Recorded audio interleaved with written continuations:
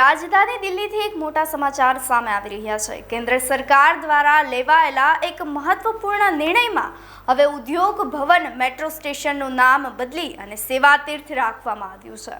ઉલ્લેખનીય છે કે અગાઉ નવા પીએમઓનું નામ પણ સેવા તીર્થ રાખવામાં આવ્યું છે અને હવે આ મેટ્રો સ્ટેશનને પણ તેમજ એક નવી ઓળખાણ આપવામાં આવી રહી છે। સરકારના આ પ્રતિકાત્મક નિર્ણય પાછળનો મુખ્ય ઉદ્દેશ્ય શાસન વ્યવસ્થામાં સેવા અને જનકલ્યાણના ભાવને પ્રસ્થાપિત કરવાનો છે કે અન્ય કોઈ વિગતે ચર્ચા કરીએ। નમસ્કાર, આપ જોઈ રહ્યા છો ન્યૂ ભારત ન્યૂઝ અને હું છું આપની સાથે વલ્લરી વ્યાસ।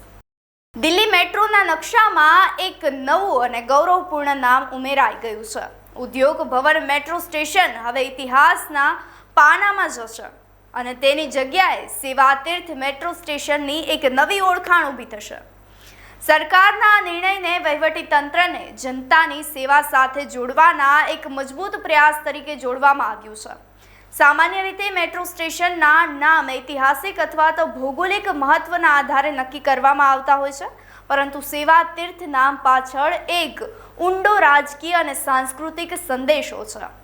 નવા પીએમઓનું નામકરણ થયા બાદ જે છે તે હવે મેટ્રો સ્ટેશનનું નામ બદલી અને સરકારે સ્પષ્ટ સંકેત આપી દીધા છે કે સત્તા એ માત્ર હક નહીં પરંતુ સેવાનું માધ્યમ પણ છે।